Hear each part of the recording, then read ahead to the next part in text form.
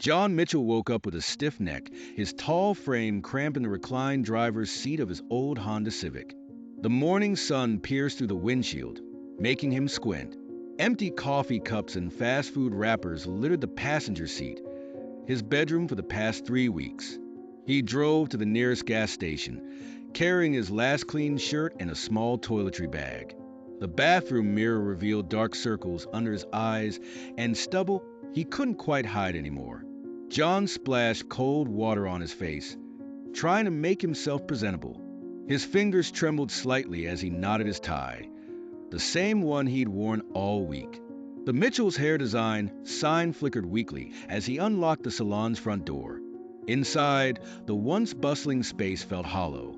John moved through his morning routine, turning on lights, arranging nearly empty product bottles to look fuller, and wiping down stations that barely saw use anymore.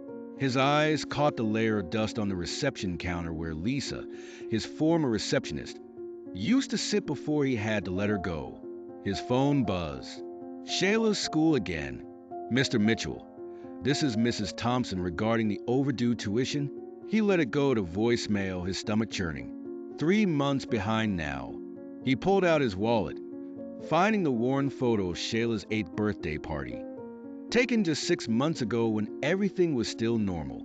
Before Sarah left, the phone rang again. This time it was Mrs. Henderson, his 10 a.m. appointment.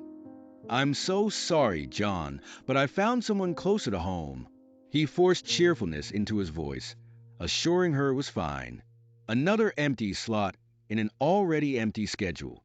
The bell above the door chimed, and John's heart nearly stopped. Barbara Wilson, the social worker, stood there with her ever-present clipboard.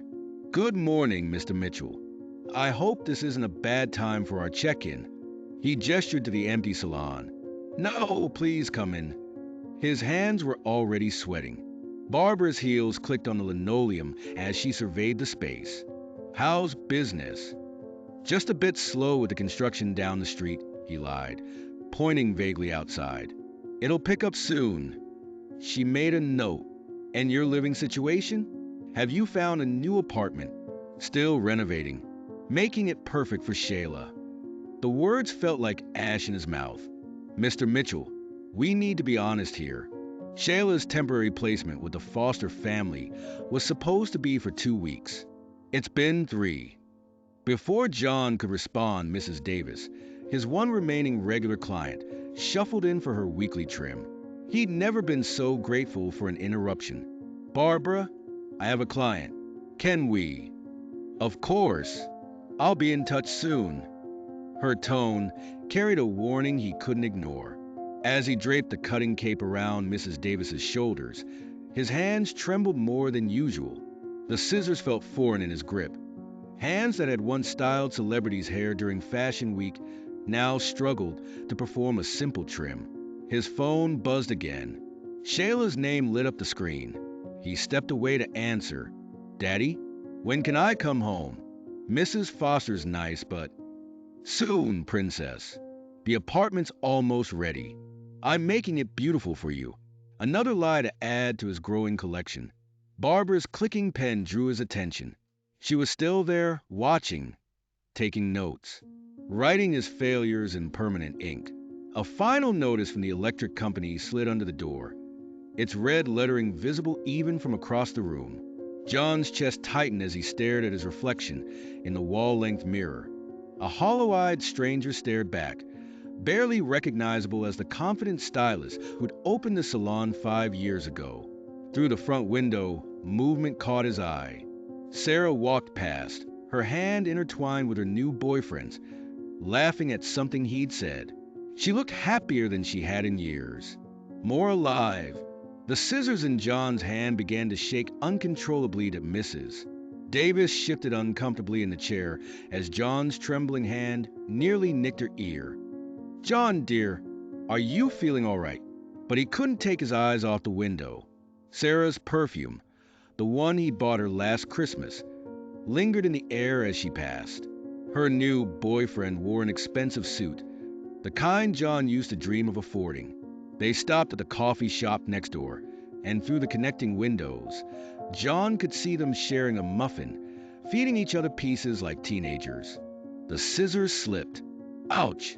Mrs. Davis jerked away, a thin line of red appearing on her neck where the blade had caught her skin. I'm sorry, John stammered, the scissors clattering to the floor. The room began to spin. Sarah's laughter echoed through the thin walls, mixing with Mrs. Davis's startled cry and Barbara's sharp intake of breath. Mr. Mitchell, Barbara rushed forward as John stumbled backward, knocking over a tray of combs. They scattered across the floor like fallen soldiers. "You're bleeding," he whispered to Mrs. Davis, but his voice sounded far away, even to himself. The walls of his salon, his dream, his everything, seemed to close in. The unpaid bills, the missed tuition payments, Shayla's voice asking when she could come home, Sarah's laughter, it all swirled together in a deafening chorus. Through the window, Sarah finally noticed a commotion. Her eyes met John's for the first time in weeks. There was pity there. Pity and something else, relief. Relief that she'd gotten out in time. That's when John's legs gave out.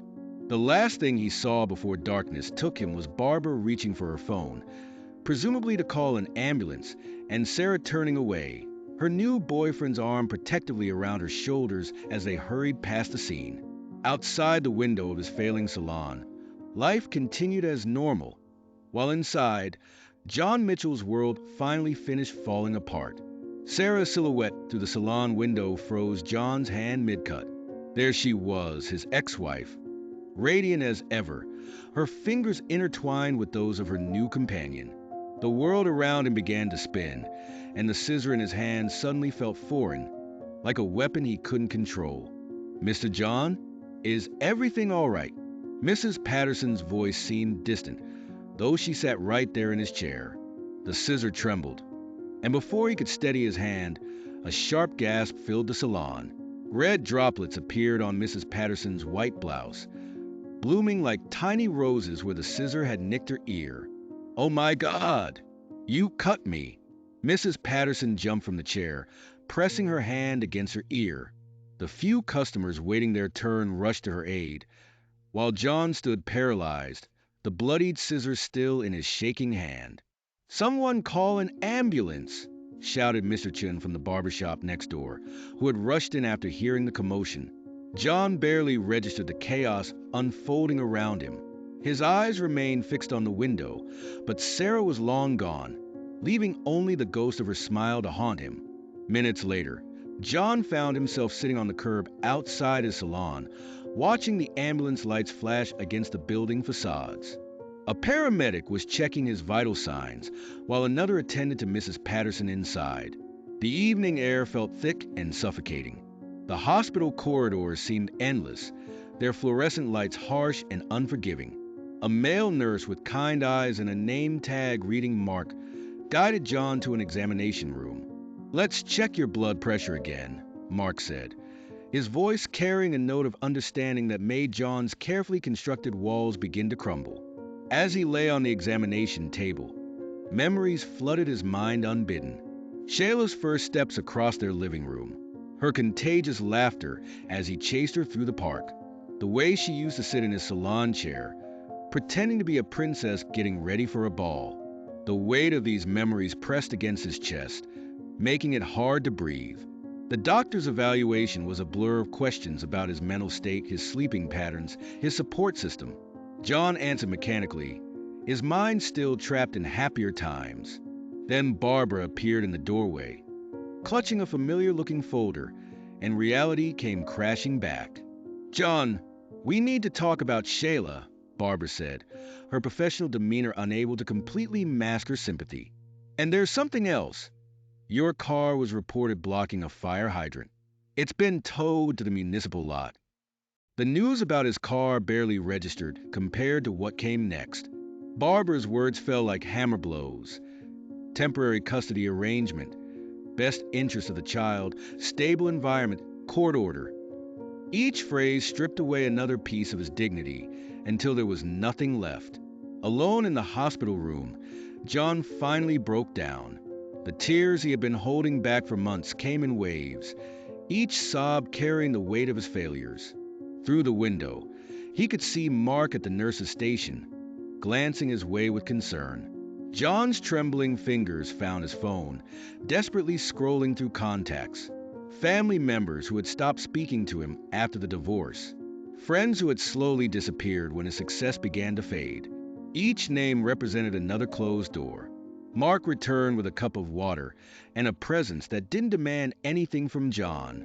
He simply sat there, allowing the silence to speak for itself.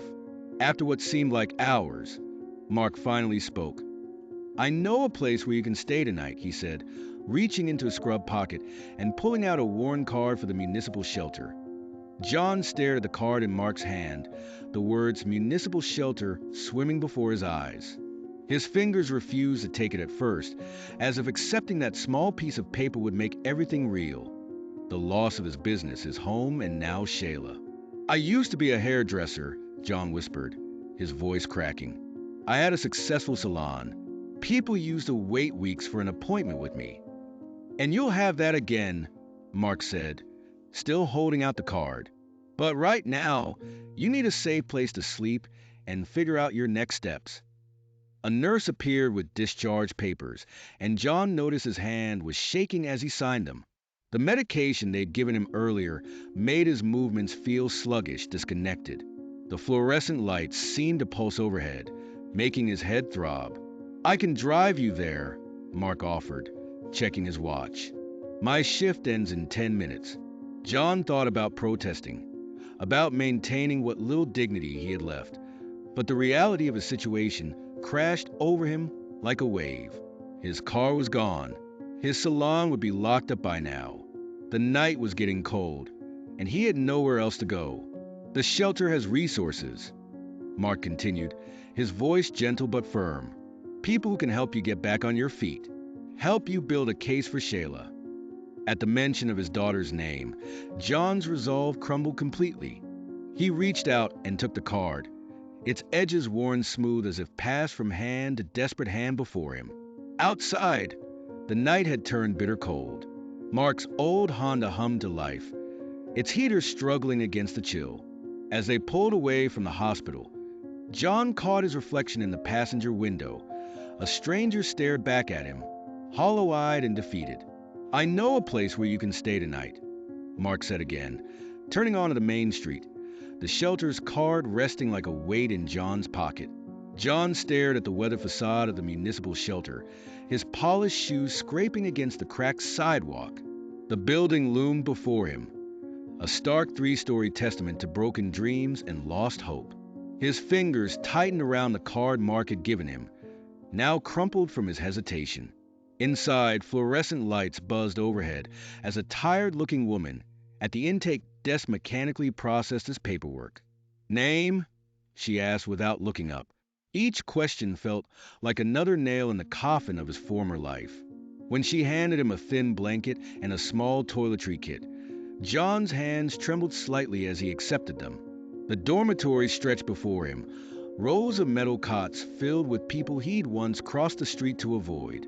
Their eyes followed him as he walked down the narrow aisle, his wrinkled but still expensive suit a beacon of his recent fall from grace. He could hear their whispers, see their pointing fingers. "Top or bottom?" Mark asked, gesturing to an empty bunk bed. John chose the bottom, not trusting himself to climb up in his current state. As he sat down, the thin mattress barely cushioned the metal springs beneath. The sheet was clean but worn thin from countless washings. During dinner, John sat alone at the corner of a long table, pushing bland meatloaf around his plate. An elderly woman with silver hair and kind eyes sat across from him, uninvited. "Lost my house in a fire," she said without preamble. "Insurance company claimed it was arson. 30 years of memories, gone in one night." John nodded politely but kept his eyes down, unwilling to engage. Yet her words echoed in his mind, reminding him how quickly life could change. That night, sleep proved elusive. The symphony of snores, coughs, and midnight wanderers kept him awake. In the darkness, voices carried stories of job losses, medical bankruptcies, and domestic violence. Each tale chipped away at his preconceptions, forcing him to recognize the humanity in those he previously dismissed. Morning brought fresh humiliation. His leather briefcase, containing his remaining possessions, including Shayla's last school photo, had vanished from beneath his pillow. Fury and desperation drove him through the dormitory, confronting a young man who'd been eyeing his belongings the night before. "Back off, pretty boy," the man sneered, shoving John backward. "Welcome to the real world." The word stung worse than the physical contact. A shelter employee witnessed the altercation, but merely rolled her eyes. "If you can't handle it, there's the door," she said dismissively, the same tone John had once used with homeless people who'd asked to use the salon's bathroom. In the communal bathroom, John found himself breaking down, tears mixing with water from the leaky faucet. Mark found him there, offering not sympathy but understanding. "We've all been where you are," he said quietly. "The question is, what are you going to do about it?" John wiped his face with a paper towel, catching his reflection in the cracked mirror. Dark circles shadowed his eyes, and his usually perfectly styled hair hung limp and unwashed. But something else caught his attention. A small piece of paper had fallen from his pocket, the address of Shayla's foster family. With nothing left to lose and his daughter's image burning in his mind, John straightened his tie in the broken mirror. He had one last card to play, one last chance to see his little girl. The address felt like it was burning a hole in his pocket as he walked toward the shelter's exit. With the foster family's address in hand, John walked determinedly toward a meeting that would change everything. His footsteps echoed through the shelter's hallway as he made his way out. Behind him, the cacophony of morning routines filled the air, metal chairs scraping against linoleum floors, showers running, voices arguing over bathroom time. A young woman cradling an infant caught his eye, reminding him of when Shayla was that small. He'd had everything then: a thriving business, a beautiful wife, a perfect daughter. The memory tasted bitter now. "Remember to be back by 8 if you want your bed," called out the desk clerk, not bothering to look up from her crossword puzzle. John didn't respond. He wasn't sure he could bear another night in this place anyway. Outside, the morning sun cast long shadows across the city streets. Early commuters hurried past, clutching coffee cups and avoiding eye contact, just as he used to do. A businessman in an immaculate suit physically stepped off the sidewalk to avoid a homeless man, and John watched the interaction with new eyes. How many times had he done the same thing? His own suit, once a source of pride, now felt like a costume, wrinkled and slightly stained. It no longer fit who he was becoming. As he walked, he caught his reflection in store windows. The man staring back was a stranger, someone between worlds. Not quite the successful salon owner he'd been, but not fully embracing his new reality either. A police car cruised by slowly, and John instinctively lowered his head. Another new habit he'd acquired overnight. The address in his pocket felt like it weighed 100 pounds. Shayla was waiting at the end of this journey. But what would she see when she looked at him? What would her foster family think of this shabby version of her father? He paused at a public water fountain, splashing his face and trying to make himself presentable. A few drops fell on his tie, the last gift Shayla had given him for Father's Day. "World's best dad," she'd said when he opened it. The memory made his throat tight. Mark's words from earlier echoed in his mind. "We've all been where you are." Looking around at his fellow street dwellers now, John began to see stories instead of stereotypes. The woman digging through the recycling bin might have once had a corner office. The man sleeping on the bench could have been a teacher, a doctor, a father. With newfound clarity and the foster family's address in his grip, John straightened his shoulders and picked up his pace. The morning crowd parted around him like water around a stone. But for the first time, he felt the current pulling him towards something instead of sweeping him away. With the foster family's address in hand, John walked determinedly toward a meeting that would change everything. John's hands trembled as he walked down Cedar Street, clutching the piece of paper with Janice's address. The autumn wind whipped around him, and he pulled his worn suit jacket tighter, trying to maintain some dignity. As he approached the house, his heart sank at the sight of colorful toys scattered across the well-maintained front lawn, reminders of a normal childhood he couldn't provide for Shayla anymore. The house stood pristine with its fresh paint and manicured bushes, making him painfully aware of his own disheveled appearance. Through the window, he caught a glimpse of movement, children playing. His Shayla was in there somewhere. Before he could reach the porch, the front door swung open. Janice Foster stood there, her face instantly hardening at the sight of him. She was exactly what he'd expected. Perfectly coiffed hair, expensive clothing, and an air of superiority that made his stomach turn. "You're not supposed to be here," she said, her voice sharp enough to cut glass. "Please." John's voice cracked. "I just want to see my daughter for a few minutes." "Daddy," the small voice from behind Janice made his heart leap. Shayla appeared, her eyes lighting up at the sight of him. She tried to rush forward, but Janice's arm shot out, blocking her path. "Stay inside, sweetie," Janice commanded, her tone artificially sweet when addressing Shayla. "But it's my daddy," Shayla protested, tears welling in her eyes. John took a step forward. "Baby, I've missed you so much, Dash." "That's close enough," Janice snapped. "You lost your rights. You're living in a homeless shelter, for God's sake. Do you really think you're in any position to be here?" Neighbors had begun to peek through their windows, drawn by the commotion. John felt their stares burning into him, judging him, seeing him as nothing more than a vagrant disrupting their peaceful suburban street. "Shayla, honey, go to your room," Janice ordered. "No." "Daddy, please don't go." Shayla's cry pierced through him like a knife. "I'm calling the police if you don't leave right now," Janice threatened, already pulling out her phone. "Don't make me do this in front of her." John backed away, his vision blurring with tears as Shayla's sobs echoed from inside the house. He stumbled down the sidewalk, her cries following him until he turned the corner. He walked for hours, no destination in mind, just putting one foot in front of the other until the residential streets gave way to grittier neighborhoods. The sun had set, and the street lights cast long shadows that seemed to reach for him like accusing fingers.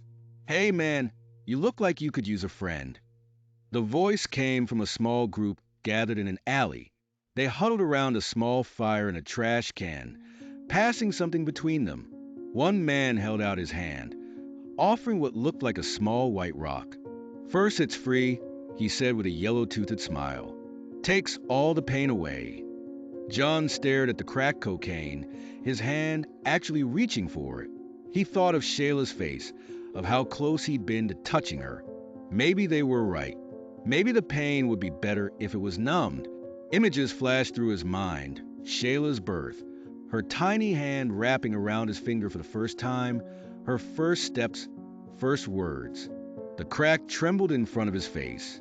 "John, stop." Mark's voice cut through the fog of temptation. The nurse appeared from nowhere, grabbing John's arm and pulling him back from the edge. "This isn't the way," Mark said firmly, leading him away from the group. "This won't help you get her back." John's legs gave out, and he collapsed against a wall, shaking. "I can't do this anymore. I can't live like this." "Yes, you can," Mark said, his voice steady. "And you will, because that little girl needs you to stay strong." "There's a janitor position open at the salon where I get my hair cut," Mark said, helping John to his feet. "If you really want to change." John wiped his eyes with his sleeve, the grime of the day smearing across his face. The weight of Mark's words hung in the air between them. A janitor? John's voice was barely a whisper. Just months ago, he'd been the one hiring help for his own salon. Now he was being offered the chance to clean up after other stylists. "It's honest work," Mark said, still gripping John's arm as if afraid he might run back to the alley. "And more importantly, it's a start. Something you can show Barbara when she evaluates your situation." The mention of the social worker made John's spine straighten slightly. He thought of Shayla's face in the window of Janice's house, how she pressed her small hands against the glass as he walked away. Would she be ashamed to know her father was scrubbing floors? Or would she just be proud he was trying? The owner's a good woman, Mark continued. She knows about your background in the industry. She's willing to give you a chance, but you have to stay clean. No drugs, no alcohol, no excuses. A police siren wailed in the distance and John flinched. He could still feel the phantom weight of the cracked rock in his palm, how close he'd come to throwing everything away. The darkness of the alley behind him seemed to pulse with temptation. "When can I start?" John asked, his voice stronger now. "Tomorrow morning, 7 a.m. sharp." Mark finally released his grip on John's arm. "I'll meet you there, help you get settled." They began walking toward the shelter, leaving behind the hungry shadows of the alley. Each step felt like moving through mud, but John forced himself forward. He thought of all the times he looked down his nose at the cleaning staff in his own salon, how he barely acknowledged their existence. "Life's got a way of teaching us humility," he muttered. "What's that?" Mark asked. "Nothing," John said, squaring his shoulders. "Just thinking about tomorrow." The shelter's lights appeared ahead, a beacon in the darkness. It wasn't much, but tonight it meant safety. Tonight it meant one step closer to Shayla, one step further from that alley and all it represented. "There's a job as a janitor at the salon where I get my hair cut," Mark said, "if you really want to change." John stared at the gleaming floors of Glamour Cut Salon, his reflection distorted in the polished surface. The mop in his hands felt foreign. These same hands that once wielded scissors with artistic precision were now scrubbing hair clippings from corners. His first day as a janitor had begun before sunrise, when the salon was still empty and dark. As he worked, memories of his own salon flooded back. He remembered the satisfying snip of scissors, the friendly chatter with clients, the pride of being his own boss. Now, he methodically cleaned each station, carefully avoiding eye contact with the stylists who began arriving for their morning shifts. "Make sure you get under the chairs," the salon manager instructed, barely glancing his way. John nodded silently, swallowing what remained of his pride. He recognized one of his former regular clients, sitting in a stylish chair, but she looked right through him as if he were invisible. The sting of non-recognition was sharp, but somehow liberating. During his lunch break, Mark stopped by, bringing paperwork for a small apartment he'd found through his connections at the shelter. "It's not much," Mark explained, spreading the documents on a back room table. "But it's clean and the landlord owes me a favor. He's willing to work with your situation." That evening, John stood in his new home, a tiny studio apartment with peeling wallpaper and a kitchenette barely big enough for a mini fridge. But it had a roof, a bathroom, and most importantly, a door that locked. After months of sleeping in his car in the shelter, it felt like a palace. He sat on the thin mattress Mark had helped him acquire, running his hands over the clean sheets. His moment of peace was shattered by the phone's ring. Mark had helped him get a basic cell phone plan, mainly to stay in touch with Shayla. His daughter's voice came through small and uncertain. "Daddy," she whispered. Something in her tone made his skin prickle. "What's wrong, sweetheart?" I can't sleep. Mrs. Janice says I'm bad because I wet the bed again. She made me sleep in the garage last night." John's hand tightened on the phone. "She did what?" "Please don't tell her I told you. She says nobody will believe me anyway because you're..." Shayla's voice broke into sobs. After calming his daughter and promising everything would be okay, John spent the night researching. His old laptop, rescued from his car before it was towed, became command central as he dug into Janice's background. Social media revealed other foster children who'd passed through her home. Many had troubling posts about their time there, though nothing specific enough for authorities to act on. The next morning, he tried calling Barbara, the social worker, but his calls went straight to voicemail. His status as a formerly homeless parent carried little weight in the system. Each attempt to raise concerns was met with skepticism or outright dismissal.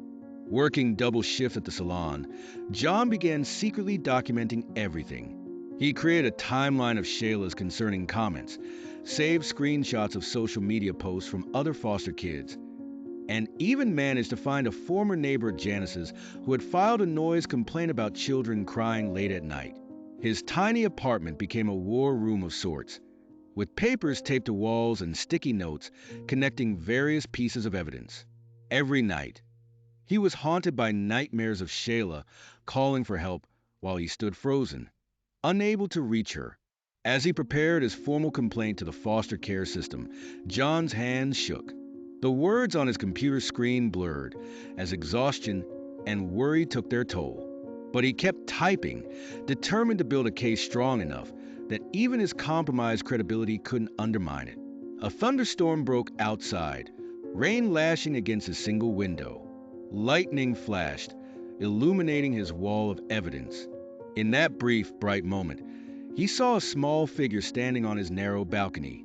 Shayla, soaking wet and shivering, her face pressed against the glass. Thunder crashed outside as John stared at his daughter's trembling figure on the balcony.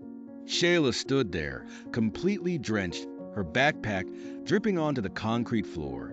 For a moment he froze, his heart pounding against his chest. Then instinct took over. "Shayla!" He rushed forward, wrapping her in his arms. She was ice cold, her clothes soaked through. "Baby, what happened?" She buried her face in his chest, her small body shaking with sobs. John quickly ushered her inside, grabbing the only clean towel he owned from the bathroom. As he dried her hair, he noticed she wouldn't meet his eyes.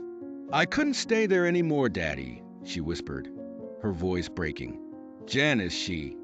John's stomach twisted as he noticed the way Shayla flinched when he moved too quickly to grab another towel. "It's okay, sweetheart. Take your time." While Shayla changed into one of his old t-shirts, John's mind raced through his options. Harboring a runaway foster child would certainly mean jail time. But one look at his daughter's haunted eyes told him everything he needed to know.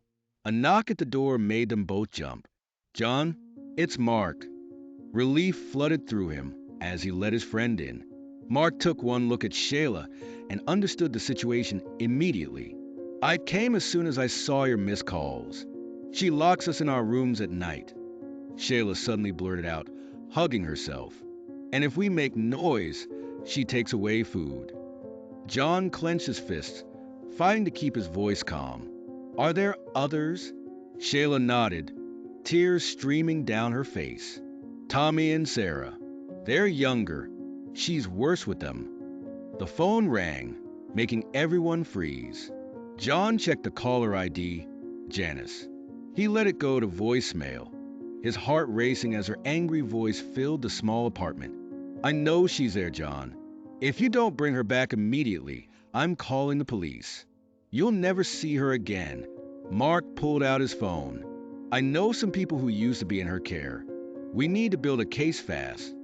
They spent the next hour recording Shayla's testimony on Mark's phone, each revelation making John's blood boil. The emotional manipulation, the isolation, the constant threats. It was all documented in Shayla's small voice. A police car cruised by outside, its lights painting the walls blue and red. John quickly moved Shayla away from the windows. His elderly neighbor, Mrs. Chun, knocked softly, bringing a bowl of soup and a knowing look. "I hear things through these thin walls," she said quietly. "My spare room is always open if you need it." As night deepened, they formed a plan. Mark would contact other former foster children from Janice's home. Shayla showed them her diary, filled with dated entries of every incident. John knew keeping her here was dangerous, but sending her back was unthinkable. "What if they take me away again?" Shayla whispered as he tucked her into his bed. "I won't let that happen," John promised, though his voice trembled. "We're going to fight this the right way." Mark stayed late, making calls and organizing evidence. They needed to move fast. It wouldn't take long for Janice to make good on her threats. Through the thin walls, John could hear sirens approaching in the distance, growing louder with each passing second. He looked at Shayla, finally sleeping peacefully, and knew he faced the most difficult choice of his life. The sound of sirens grew closer, while John had to make the hardest decision of his life. He gently shook Shayla awake. "Baby, we need to move. Now." Mark was already gathering the evidence. The diary, the recordings, the photos of other kids Shayla had managed to take. The sirens were getting closer, their wail piercing through the quiet night. "Mrs. Chun," John whispered urgently, knocking on her door. The elderly woman opened immediately, as if she'd been waiting. "Come, come." She ushered them in, leading them to a small back room that smelled of incense and dried herbs. "They won't look here." Through Mrs. Chen's window, they watched as two police cars pulled up to John's apartment building. Janice stepped out of one of them, her face twisted with anger as she pointed toward his unit. Shayla gripped John's hand tightly. "I'm scared, Daddy. Listen to me." John knelt before her. "What's happening now? It's not right. But we need to be smart about this. Mark is going to help us prove what Janice has been doing." Mark nodded, already typing on his phone. "I've got 3 former foster kids willing to testify. 2 more might come forward by morning." They heard heavy footsteps in the hallway, followed by loud knocking on John's door. Mrs. Chun calmly made tea, the domestic sounds providing perfect cover for their presence. "The system failed you, Shayla," John said softly, holding his daughter close. "But I failed you too, letting things get so bad. I promise you, we're going to fix this." "You didn't fail me, Daddy," Shayla whispered back. "You're here now." Through the thin walls, they could hear the police breaking down John's door. Mrs. Chun turned up her television, an old Chinese drama filling the air with unfamiliar dialogue. Mark showed them his phone, a message from Barbara, the social worker. "She's willing to listen. Says she suspected Janice for a while but never had enough evidence." John looked at his daughter, at the dark circles under her eyes, and the way she still flinched at sudden movements. The sound of police searching his apartment seemed to fade away as he made his decision. "We're going to face this head-on," he said firmly. "No more running. No more hiding. Tomorrow morning, we go to Barbara with everything we have."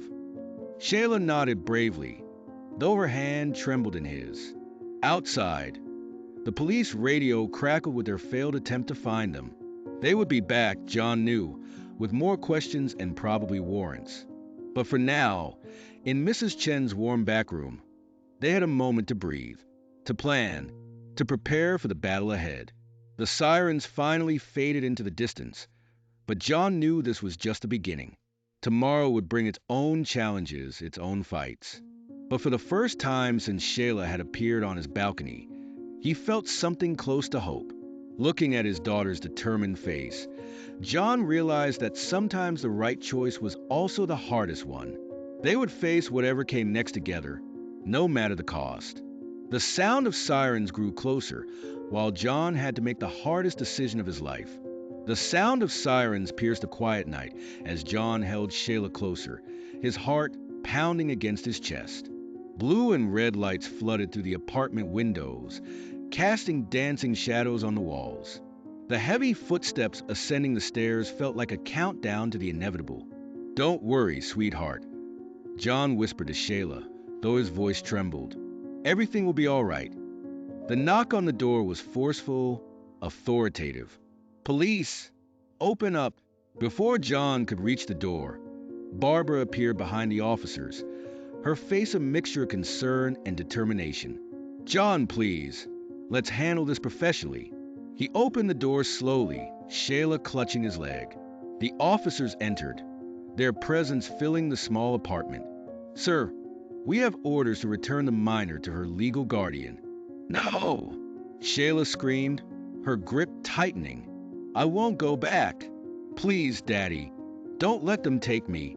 Barbara stepped forward, kneeling to Shayla's level.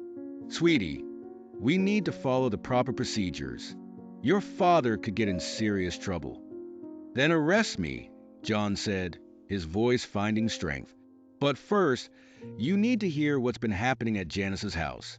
Mark arrived just then, slightly out of breath, carrying a folder. "Wait, we have testimonies. Other children who've been through Janice's house."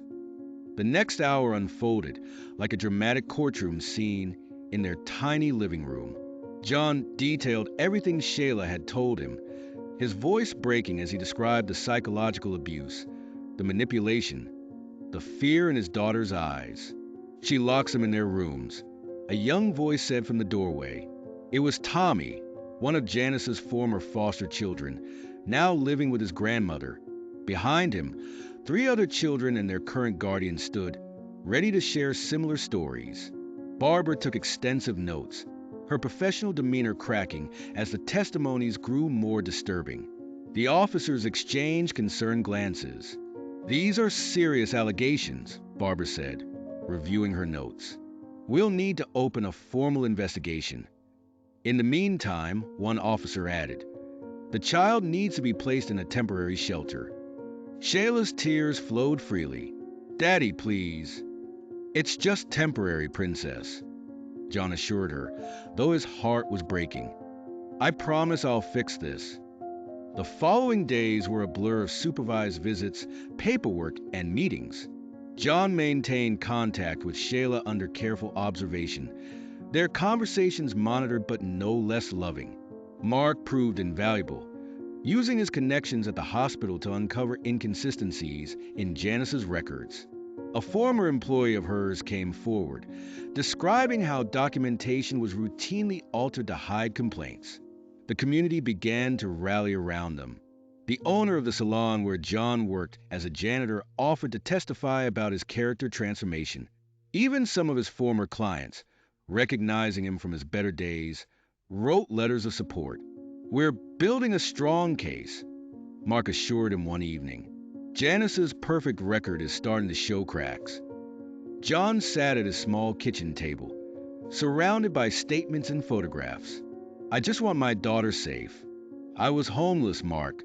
I lost everything, but nothing compares to the pain of knowing your child is suffering and feeling powerless to stop it." Barbara visited regularly, her initial skepticism replaced by determination to uncover the truth. "The system isn't perfect," she admitted during one visit. "Sometimes it takes someone willing to risk everything to expose its flaws." Support grew as more families came forward. The local news caught wind of the story, though John refused interviews, focusing instead on gathering evidence. The foster care system itself came under scrutiny, with officials launching a broader audit of placement procedures. Late one night, as John sorted through another stack of testimonies, he paused at a photo of himself from the salon's grand opening. The man in the image looked down on others, judged them by their appearance, their status. That man would have never believed he'd end up fighting the system alongside the very people he once dismissed. "Sometimes we have to lose our way to find our truth," Mark said, noticing John's contemplation. Just then, John's phone rang. The number was blocked, the voice on the other end disguised but clear. "I know where Janice keeps her real records, the ones that prove everything." An anonymous call revealed the location of documents that could prove everything. The parking lot was empty except for a single flickering lamppost when John pulled up in Mark's borrowed car. His hands trembled on the steering wheel as he spotted the shadowy figure waiting by the dumpster, their anonymous informant who had called earlier that day. "You're looking for proof about Janice Peterson?" The man stepped forward, his face half hidden under a maintenance worker's cap. "I've been cleaning her office building for 3 years. The things I've heard through those walls." He handed John a key card. "Second floor, Suite 214. The real files are in a locked cabinet behind her desk. You've got 20 minutes before the security guard makes his rounds." John glanced at Mark in the passenger seat. They both knew breaking into the office was risky, but with Shayla's future hanging in the balance, they had run out of legal options. The empty office building felt cavernous at night. Their footsteps echoed off the marble floors as they made their way to Janice's suite. John's heart pounded as he swiped the key card. The lock clicked open. "Over there." Mark pointed to a filing cabinet partially hidden behind an oversized desk. While he kept watch at the door, John pulled out a small flashlight and began rifling through folders. Found something, John whispered after a few tense minutes. He held up a thick manila envelope labeled special cases. Inside were dozens of falsified home inspection reports, doctor background checks, and correspondence with corrupt officials. The sudden click of heels on marble made them both freeze. Through the frosted glass door, they could see Janice's distinctive silhouette approaching. "Hide!" Mark hissed, ducking behind a bookshelf as John scrambled under the desk, clutching the envelope. The door swung open. Janice's perfume filled the room as she walked to her desk, muttering into her phone. "Of course I can take more kids. The system pays per head, doesn't it? These bleeding hearts don't even check once they hand them over." John's phone chose that moment to vibrate loudly against the desk. Janice went silent. "Who's there?" She yanked open desk drawers, her voice rising with panic. "I'm calling security." John emerged slowly, still holding the envelope. "It's over, Janice. We know everything. You." She lunged for the envelope, but Mark blocked her path. "You have no right to be here. Those are confidential files. Confidential because they prove you've been abusing the system." John's voice was steady now, taking in more kids than legally allowed, skipping background checks on staff, pocketing state funds. "You don't understand," Janice snarled. "These kids need homes. I provide that. So what if I make a little extra? The system's broken anyway." Neither man noticed she had pressed a silent alarm under her desk until they heard running footsteps in the hall. "Run!" Mark grabbed the envelope, and they bolted for the emergency exit. Janice's furious screams followed them down the stairs. "You'll never prove anything. No one believes homeless drug addicts." They burst out into the cool night air just as security rounded the corner. Mark's car screeched away from the curb, the precious documents safely in John's trembling hands. The next morning, they delivered everything to Barbara, who immediately launched a formal investigation. Janice's carefully constructed facade began crumbling as other families came forward. Shayla's tearful testimony about psychological abuse was now backed by solid evidence of systematic exploitation.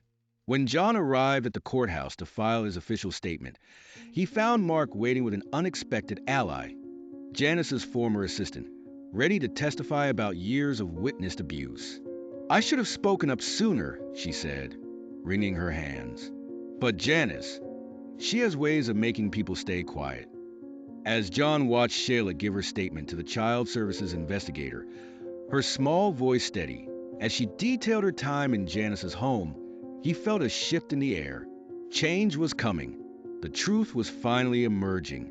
That evening, as he sat in his tiny apartment reviewing copies of the evidence with Mark, his phone buzzed with an anonymous text. "There's more. Storage Unit 23 at City Center Self-Storage. The key is under the mat. Everything you need to know about her operation for the last decade." The night before the final hearing, John lay awake wondering what other secrets those storage unit files might reveal about the woman who had nearly destroyed his daughter's life. On the eve of the trial, John stumbled upon a shivering abandoned puppy that would change everything. The puppy's brown eyes stared up at John from behind a dumpster, its matted fur dripping from the light rain. Despite his own precarious situation, something in those eyes reminded him of Shayla, lost, scared, but hopeful. "Hey there, little one," he whispered, crouching down. The puppy whimpered but didn't run, instead inching closer to sniff his extended hand. Its ribs showed through dirty fur, and one paw was held gingerly off the ground. John thought of his nearly empty refrigerator, his tight budget, the uncertain outcome of tomorrow's trial. He thought of all the reasons he shouldn't take on another responsibility. Then he remembered how it felt to be alone, rejected, with nowhere to turn. The puppy let out a soft whine, and John's decision was made. He shrugged off his jacket, gently wrapping it around the trembling animal. "Looks like we both know what it's like to hit rock bottom, huh?" Back in his apartment, John shared his meager dinner of canned soup with his new companion, who he decided to call Hope. As he watched the puppy eagerly lap up the warm broth, he realized something profound had shifted inside him. Just months ago, he would have walked past that dumpster without a second glance. Now he understood that sometimes the smallest acts of kindness could mean everything. He pulled out the files from the storage unit. Hope curled up against his leg as he prepared for tomorrow's trial. The documents revealed an even darker truth about Janice's operation, a network of fraudulent homes, kickbacks from pharmaceutical companies for keeping kids medicated, and systematic emotional abuse designed to make children too afraid to speak up. Tomorrow, it would all come to light. Tomorrow, Shayla's future would be decided. But tonight, as John scratched behind Hope's ears and listened to the puppy's contented sighs, he knew that no matter what happened in court, he had already won something precious: his humanity. John stared at the small, shivering puppy huddled against the dumpster behind his apartment building. Its ribs showed through matted fur, and one ear drooped sadly. Despite his own empty stomach and the few dollars left in his wallet until payday, he couldn't walk away. "Come here, little one," he whispered, crouching down. The puppy whimpered but didn't run. John remembered countless times he'd shooed away strays from his salon's doorstep, annoyed by their presence. Now, he saw himself in those frightened eyes. Inside his tiny apartment, John shared his meager dinner of canned soup with the puppy, who lapped it up desperately. "We'll figure something out," he said, stroking the dirty fur. He used his last clean towel to dry and clean the animal as best he could. The next morning, instead of buying his usual coffee, John took the puppy to a volunteer veterinary clinic he'd learned about during his time at the shelter. The waiting room was crowded with people clearly struggling to care for their pets. "I found him last night," John explained to Dr. Martinez, a kind-faced woman who examined the puppy thoroughly. "I know I'm not in the best position to care for an animal, but sometimes," Dr. Martinez interrupted gently, "the best homes aren't the wealthiest ones, but the ones with the most love to give." She provided basic vaccinations and deworming medication at no cost, along with some donated food samples. During Shayla's next supervised visit, her eyes lit up at the sight of the puppy, now named Lucky. Barbara, the social worker, watched thoughtfully as John taught his daughter how to gently approach and pet the nervous animal. "He was scared and alone, just like I was," John explained to Shayla, who nodded with understanding beyond her years. "Sometimes people and puppies just need someone to believe in them." Barbara made notes on her clipboard, but her usual stern expression had softened. She observed as John carefully portioned out Lucky's food, ensuring the puppy was fed before serving Shayla's lunch, despite his obvious financial struggles. The final hearing against Janice approached quickly. The courthouse buzzed with tension as other children and their families arrived to testify. John sat in the back, heart pounding, as story after story emerged. Children spoke of psychological abuse, neglect, and manipulation. Their words echoed his daughter's experiences. When Janice finally lost her foster care license, the relief in the room was palpable. Parents hugged their children. Tears flowed freely. John found himself comforting a young boy who had lived with Janice 2 years ago, recognizing the same pain he'd seen in Shayla's eyes. Back home, Lucky had become an unexpected form of therapy for Shayla during her visits. The puppy's unconditional love helped her open up about her experiences. John watched them play together, marveling at how this tiny creature had helped heal both their hearts. The community, witnessing John's dedication despite his circumstances, rallied around them. Mark organized a pet supply drive at the hospital. The neighbor who had once helped hide Shayla now regularly dropped off dog treats. Even the stern apartment manager softened, allowing Lucky to stay despite the building's no-pet policy. During his custody reassessment, John spoke honestly about his journey. "I used to judge people without knowing their stories," he admitted to the review board. "Taking care of Lucky, even when I barely had enough for myself, taught me that real worth isn't about what you have, but what you're willing to give." That evening, as Lucky curled up between him and Shayla during their visiting hours, John realized how far he'd come. The man who once looked down on others now understood the true meaning of compassion. His daughter's therapist had even suggested incorporating Lucky into their sessions, noting how the puppy's presence helped Shayla process her trauma. Sometimes the best families aren't the ones that look perfect on paper, Mark remarked during his visit, watching Lucky perform the tricks Shayla had taught him. They're the ones that grow stronger through adversity. As the sun set, John reviewed his budget one more time. Between the pet food, vet care, and his ongoing efforts to rebuild his life, every penny was stretched thin. Yet somehow, the warmth of Lucky's presence and Shayla's laughter made it all worthwhile. The final custody decision would be announced tomorrow morning, and John hugged Lucky close, drawing strength from the unconditional love of this small creature who had helped transform not just their lives, but his very soul. The apartment felt different now, filled with the gentle sounds of Lucky's paws on the worn linoleum and Shayla's giggles during her visits. John had set up a small bed for the puppy using old towels donated by the neighbors, but Lucky preferred sleeping at the foot of John's mattress, a warm, constant reminder of their shared journey. Late that night, unable to sleep before tomorrow's crucial hearing, John sat by the window with Lucky in his lap. The city lights twinkled beyond, and he remembered the nights he'd spent in his car, alone and hopeless. Now, even in this tiny apartment with secondhand furniture and bare necessities, he felt richer than ever before. Barbara's last evaluation had noted the positive impact of Lucky's presence. The decision to care for an animal while struggling to rebuild shows remarkable character growth, she had written. John traced Lucky's ears absently, remembering how he'd once shooed away a homeless man and his dog from his salon's doorstep. The memory made him wince. Tomorrow would determine everything. The custody hearing would either reunite his family permanently or shatter their fragile progress. Lucky sensed his anxiety, pressing closer and licking his hand. The simple gesture reminded John that love could flourish even in the hardest circumstances.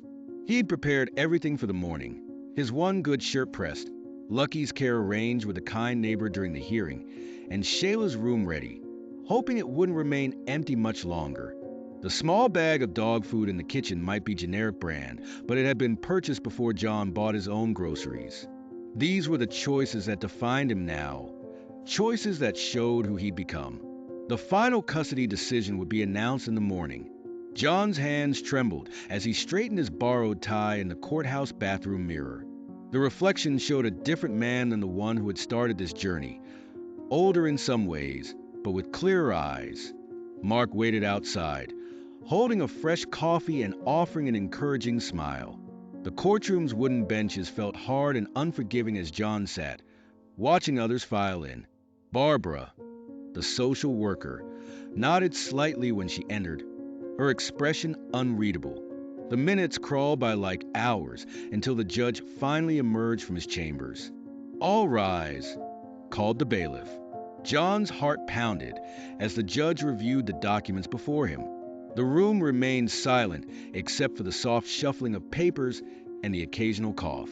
When the judge finally looked up, John held his breath. Having reviewed all evidence and testimonies presented, this court finds that the best interest of the minor, Shayla Thompson, would be served by returning full custody to her father, John Thompson, effective immediately. The words took a moment to register. John felt Mark's hand on his shoulder, squeezing gently. Tears blurred his vision as Shayla burst through the courtroom door, running straight into his arms. He lifted her, holding her close, breathing in the familiar scent of her hair. "Can we go home now, Daddy?" she whispered. "Yes, baby. We're going home." The drive to their small apartment felt surreal. Lucky, the rescued mutt they'd named after their stroke of good fortune, greeted them at the door with enthusiastic barks and a wildly wagging tail. Shayla immediately dropped to her knees, giggling as the dog covered her face with kisses. "Look what Uncle Mark helped me get." John led Shayla to the second bedroom, where once stood just a bare mattress. Now waited a proper bed with pink sheets, a small desk, and fairy lights strung across the window. Her eyes widened at the sight of her old stuffed animals, rescued from storage, arranged carefully on the bed. Mark arrived later with a small cake and pizza. Every homecoming needs a celebration, he announced, setting the food on their modest kitchen counter. They ate sitting on cushions on the floor, Lucky moving between them for scraps, Shayla laughing more than John had heard in months. The next morning, John walked Shayla to school, Lucky trotting beside them on his new leash. At show and tell that day, Shayla proudly introduced Lucky to her classmates, telling the story of how her father had saved him from the streets, carefully leaving out the harder parts of their own story. That evening, John sat at their small kitchen table, reviewing materials for a hairstyling refresher course. His fingers, once so sure with scissors and combs, had grown stiff from months of cleaning floors, but the muscle memory remained. A small space had opened up for rent just 2 blocks away. Nothing like his old salon, but perhaps exactly what they needed. The weekend brought an unexpected visit from some of the men he'd met at the shelter. They arrived with a second-hand television and some donated books for Shayla.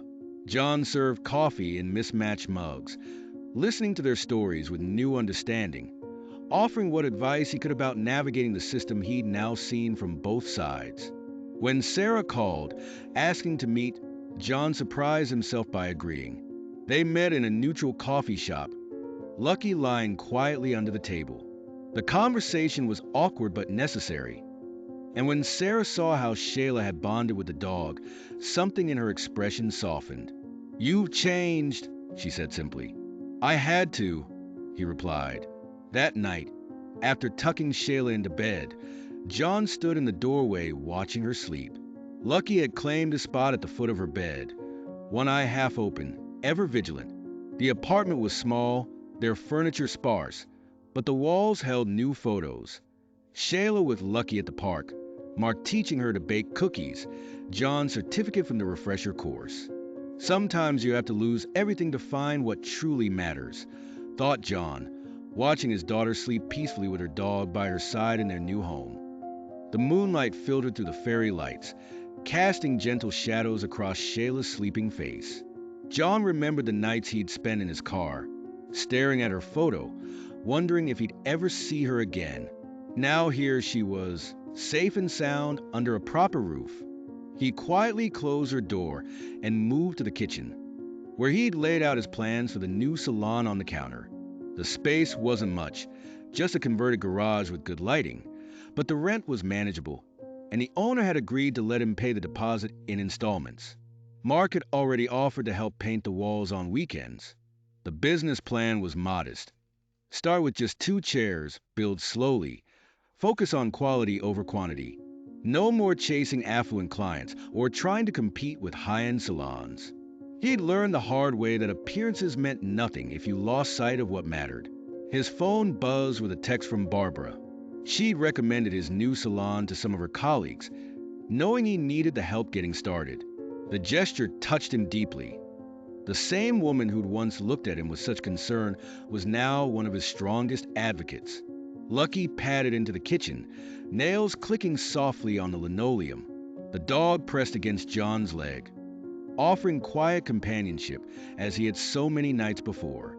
John reached down to scratch behind his ears, remembering the rainy night he'd found him, or perhaps when Lucky had found him. Tomorrow would bring new challenges. School supplies to buy, clients to build, bills to juggle. But for the first time in a long time, John felt ready to face whatever came. He had his daughter back, a loyal friend in Mark, an understanding community, and a dog who loved him unconditionally. He turned off the kitchen light and headed to his own room, Lucky following faithfully behind. The apartment might be small, the furniture secondhand, but it was filled with something his old life had lacked: genuine love and gratitude for what they had. John slipped under his worn comforter, Lucky settling into his bed nearby. Through the thin walls, he could hear Shayla's soft breathing from the next room. The sound filled him with peace, reminding him that sometimes life's greatest blessings come disguised as its greatest challenges. Sleep came easily that night, bringing dreams not of what they'd lost, but of all they'd found along the way. The end.